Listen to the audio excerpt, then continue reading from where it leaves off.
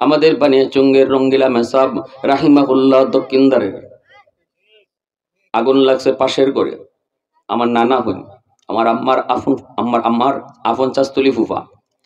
ছোটবেলা আমার আম্মা আমারে ফাটাইতেন, যাও তোমার নানারে নিয়ে দুধ দিয়াও, তোমার নানারে নিয়ে একটা আপেল দিয়াও, তোমার নানারে নিয়ে আজকে আমরা ঘরের ইয়ে আছে যে ফেফে আছে, এই কয়ফলটা পাকনা কয়ফলটা দিয়াও। আমি এরকম ভাবে যাইতাম, পড়তাম কাতিয়া মাদ্রাসায়। ওখান থেকে আসলে পরে নানারে দেখতে যাইতাম, আম্মা পাঠাইতেন। একজন জিন্দা আল্লাহর বহুত বড় ওলি ছিলেন, সারাদিন কাটায় দিতেন মসজিদে বসে বসে। মানুষেরা এসে কয়, হুজুর পাশের ঘরে আগুন লাগছে, আপনার ঘরে আগুন জ্বলবো, তাড়াতাড়ি ঘরে যান।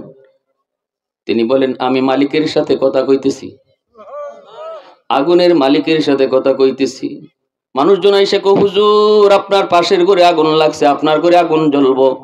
ইনি কয়, মালিকের সাথে কথা হইছি, আমার ঘরের কুস্তা হইতো না।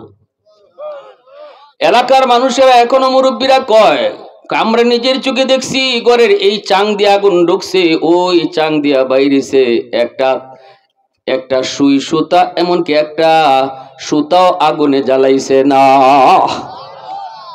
मैं तालिब मौला हूँ मेरे इश्क निराला, मैं तालिब मौला हूँ मेरे इश्क निराला, है जुमला जहाँ जिनके तजल्ली से उजाला, है जुमला जहाँ जिनके तजल्ली से उजाला, मादरुद जहाँ गैर खुदा यार नदारम, যদি याद खुदा ही चिदिगुर कर नदारम, যদি याद खुदा ही चिदिगुर कर नदारम। আব্দুল কাদের জিলানী রহমতুল্লাহি আলাইহি এক লোকে কয়, হুজুর আমি আল্লাহরে দেখতাম। তাই বড় কথা বলি, আব্দুল কাদের জিলানী রহমতুল্লাহি আলাইহি এক লোকে, ওনারই খাস মুরিদ, খুব আমলওয়ালা, যেভাবে সবক দিছেন এভাবেই সবক আদায় করেন, আসলেই তিনি বুজুর্গ। আব্দুল কাদের জিলানী বলে, বাবা আল্লাহকে দুনিয়াতে চর্ম চোখে দেখা যায় না। মূসা নবী আল্লাহরে দেখতে চাইলেন, তোর পাহাড়টা আগুনে জ্বলে ছাই ছাই হয়ে গেল। আল্লাহ যত কইছে লান্তারানি লান্তারানি লান্তারানি, আমাকে দেখা যায় না, আমাকে দেখা যায় না, এরপরেও মূসা কয় না দেখতাম। আল্লাহ কয়, তাহলে তোর পাহাড়ে আসো, এলাকা ছাড়ো, মানুষের ক্ষতি যেন না হয়। মূসা নবী তোর পাহাড়ে গেলেন, যে দেখেন তোর পাহাড়টা আল্লাহ একোয়ার করছে, এবং আল্লাহর পক্ষ থেকে রহমতের স্পেশাল ফেরেশতারা তোর পাহাড়ে নিয়োজিত হইছে। আর তারা ঘোষণা দিতেছে, এই পাহাড়ের যত প্রাণীরা আছো, সাপ আছো, বিচ্ছু আছো, ভাল্লুক আছো, পিঁপড়া আছো, তোমরা এই এলাকা ছেড়ে অন্যত্র চলে যাও। মূসা আল্লাহকে দেখতে চাইছে, আল্লাহ তার ৭০,০০০ নূরের পর্দা থেকে একটা পর্দা খালি সরাইব, পুরা তোর পাহাড়টা আগুনে জ্বলবো। অতএব মূসার কারণে তুমি পিঁপড়া যেন আগুনে না জ্বলো, তোমরা তাড়াতাড়ি পাহাড় ছেড়ে অন্যত্র যাও। মূসা নবী তিনি দেখতেছেন, সাপের কাতারে সাপ, বিচ্ছুর কাতারে বিচ্ছু, শিয়ালের কাতারে শিয়াল, পিঁপড়ার কাতারে পিঁপড়া, লাইন ধরে ধরে তারা একোয়ার এলাকা ছাড়ে। মূসা নবী ফেরেশতাদেরকে জিজ্ঞেস করেন, ভাই ঘটনা কি? কিছুই তো বুঝতেছি না, এখানে কি শুরু হইছে? জিবরাইল আমিন কয়, নবী গো, ঘটনা তো ঘটাইছেন আপনি। আল্লাহ অত করে কইল, দেখা যায় না, আমারে দেখা যায় না, এরপর আপনি দেখতেন। এজন্য আল্লাহ পাক সবাই আদেশ দিছে, তোমরা এলাকা ছাড়ো, একটু পরে তোর পাহাড় জ্বলবো। মূসা নবী কয়, ভাই আমি তো এত কিছু বুঝি নাই, আমি আমার আবদার উড্ড করলাম। জিবরাইল কয়, এখন আর লাভ নাই, যা হওয়ার হয়ে গেছে, ফয়সালা খালি দেখবার বাকি। আল্লাহই সমক হইছে, বুঝছো না, এখন অর্ডার হয়ে গেছি আল্লাহ, এখন খালি দেখা বাকি। হ্যাঁ বেটা, তোমরা সামনে ৭০,০০০ নূরের পর্দা থেকে একটা পর্দা আল্লাহ সরাইছে, পুরা তুর পাহাড় আগুনে জ্বলছে। তুর পাহাড় আগুনে জ্বলে, মূসা নবী মাঝখানে, আল্লাহ পাক আগুনকে ডাক দেয়া কয়, আগুন সাবধান, আমার মূসার একটা পশম তুই জ্বালাবি না। কারণ আমার মূসা কিন্তু আবেগের বশীভূত হয়ে আমি আল্লাহরে দেখতে চাইছি, আমার মূসা আবেগের বশীভূত হয়ে দেখতে চাইছে, আমার মূসার ক্ষতি করবি না। তোর পাহাড় আগুনে জ্বলে, কিন্তু মূসার পশম জ্বলে না। সুবহানাল্লাহ, দেখো তাহলে কি বোঝা গেল? আগুনের নিজস্ব কোনো ক্ষমতা নেই জ্বালানোর। আল্লাহর আদেশ পাইলে আগুনে জ্বালায়, আদেশ না পাইলে আগুনের জ্বালানোর কোনো ক্ষমতা। আমাদের বানিয়াচঙ্গের রঙ্গিলা মেসাব রাহিমাহুল্লাহ দক্ষিণদারের আগুন লাগছে পাশের ঘরে। আমার নানা হইন, আমার আম্মার আফন চাস্তলি ফুফা। ছোটবেলা আমার আম্মা আমারে ফাটাইতেন, যাও তোমার নানারে নিয়ে দুধ দিয়াও, তোমার নানারে নিয়ে একটা আপেল দিয়াও, তোমার নানারে নিয়ে আজকে আমরা ঘরের ইয়ে আছে যে ফেফে আছে, এই কয় ফলটা পাকনা কয় ফলটা দিয়াও। আমি এরকম ভাবে যাইতাম, পড়তাম কাতিয়া মাদ্রাসায়। ওখান থেকে আসলে পরে নানারে দেখতে যাইতাম, আম্মা পাঠাইতেন।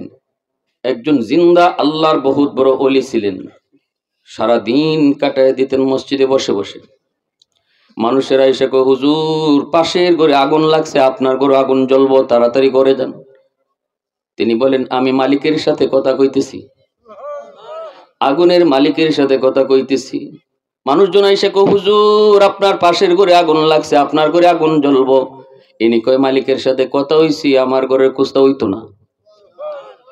এলাকার মানুষেরা এখনো মুরব্বীরা কয়, আমরা নিজের চোখে দেখছি ঘরের এই চাং দিয়ে আগুন ঢুকছে, ওই চাং দিয়া বাইরেছে একটা সুই সুতা, এমনকি একটা সুতাও আগুনে জ্বালাইছে না। मैं तालिब मौला हूँ मेरे इश्क निराला, मैं तालिब मौला हूँ मेरे इश्क निराला, है जुमला जहाँ जिनके तजल्ली से उजाला, है जुमला जहाँ जिनके तजल्ली से उजाला, मादरुद जहाँ गैर खुदा यार नदारम, যদি याद खुदा ही चिदिगुर कर नदारम, যদি याद खुदा ही चिदिगुर कर नदारम। মুসলমানের আওয়াজ কো আল্লাহু আকবার।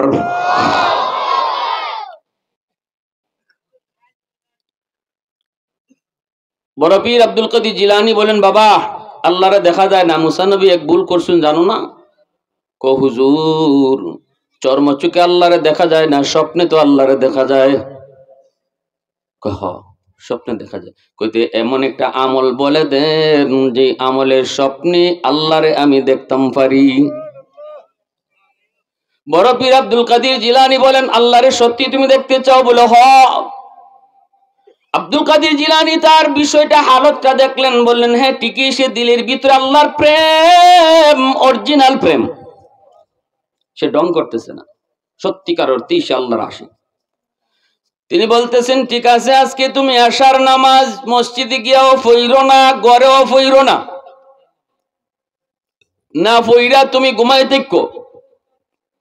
যদি আশার নামাজ মসজিদে গিয়েও না পড়ো, ঘরেও না পড়ো, ঘুমাইতে পারো, স্বপ্নে আল্লাহরে দেখবে।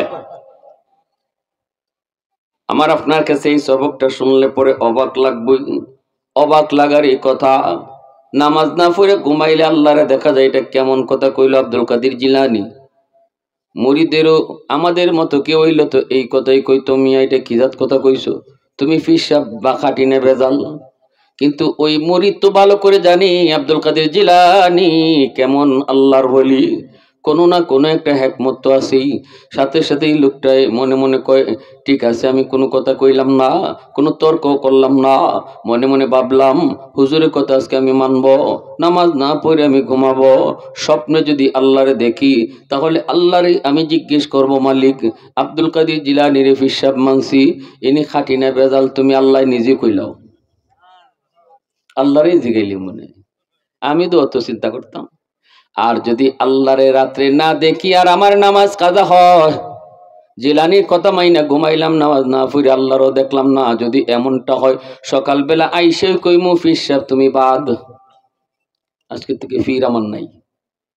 এই চিন্তা করে উনি গেছি গিয়া, যে বেটা প্রতিদিন এশার নামাজ জমাতে পড়ে আজকে মসজিদও যায় নাই, ঘরেও নামাজ পড়ছে না, নামাজ না পড়ে উনি ঘুমাইব। এখন তো আর ঘুম ধরে না, কারণ তিনি তো নামাজ পড়তো আল্লাহর প্রেম আর ভালোবাসা নিয়া, নামাজের সাথে তার মহব্বত জন্মিছিল। অতএব আজকে নামাজ না পড়ার কারণে অন্তরের মধ্যে তার অশান্তি শুরু হয়ে গেছে। হায়রে মসজিদে জামাত যাইতেছে, আমি আজকে জামাতে গেলাম না, এই শুরু হলো তার অস্থিরতা। জামাত শেষ হওয়ার পর এখন ঘুমাইব, কিন্তু কয় হায় হায় আমি তো নামাজও পড়লাম না, গড়ও পড়লাম না, হায় রে হায়, হায় রে হায়। নামাজের সাথে তার মহব্বত, ঘুম তো আর আসে না, ঘুম তো আর আসে না। না ঘুমাইলে স্বপ্ন দেখা যায়নি। হ্যাঁ, আল্লাহরে দেখবো কি এমনি না স্বপ্নে?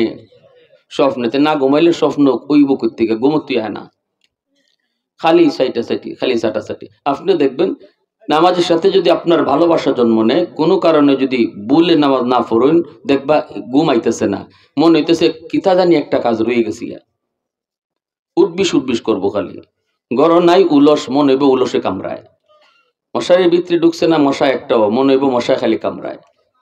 এর পরে মনে হইব আপনার যারে আমি দিন নামাজ পড়ছি না, তখন নামাজটা পড়বা, দেখবা মশাও নাই উলসও নাই। ঠিক না নি? এটা হলো আপনার নামাজের সাথে মহব্বত আর ভালোবাসা। আর আমরা যদি মনে করি দূর মানসি কিতা কইব নামাজও না গেলে, ইজাতকে নামাজ পড়লে পরে, নামাজ না পড়ে ঘুমাইতে পারবা নাক ডেকিয়া। মানুষের দেখাইবার লাগে নামাজ, ইজাত নামাজ যদি আমি নামাজি হই, তাইলে কোনোদিন নামাজ না পড়লো অসুবিধা হইতো না, ঘুম একবারে নাক ডেকে ঘুমাইবো। আর যদি আল্লাহরে ডরায় নামাজ পড়ি, নামাজ না পড়লে ঘুমই হইতো না। এই লোকের তো ঘুমায় না। এখন লোকটা চিন্তায় পড়লো, আমার ঘুমও যদি নাই, স্বপ্ন দেখবো কেমনে, আর আল্লাহরে জিগাইমই কেমনে?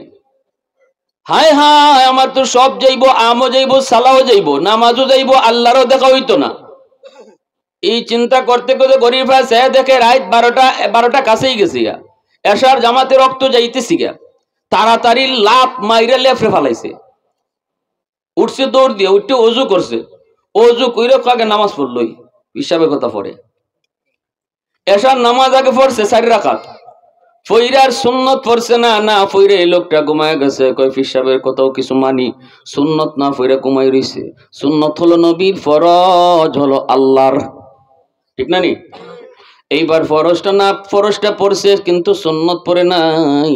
সুন্নতটা পড়ে নাই, ফরজটা পড়ার কারণে মাথার উপর থেকে তার বিশাল বড় একটা বোঝা যে ছিল, এই বোঝাটা দূর হইছে।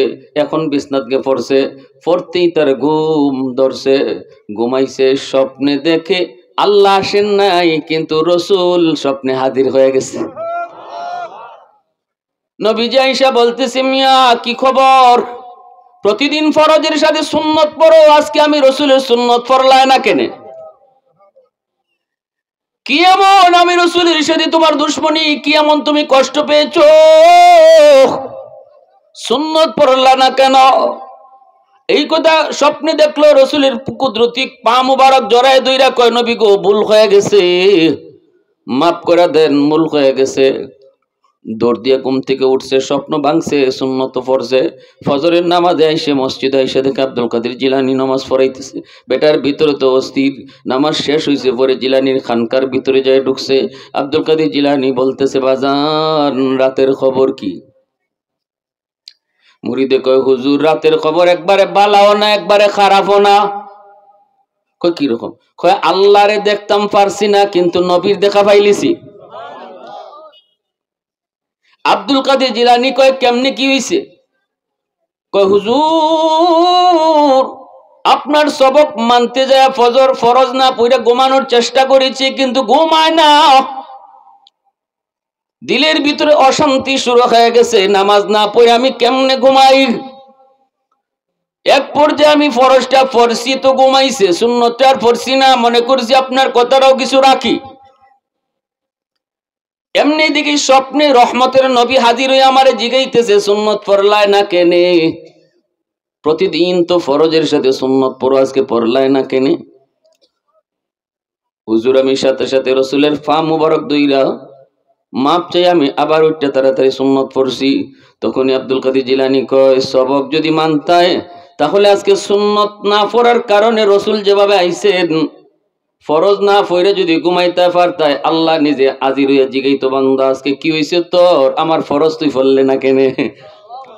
সুবহানাল্লাহ। জোরে পারছো না, যদি পারতায় তে আল্লাহ আইতো। আল্লাহ কোথায় বেটা তুই এসার নামাজ পড়ছত না, তাড়াতাড়ি উঠ, কি তুইছে? সুবহানাল্লাহ বিহামদিহি, সুবহানাল্লাহ।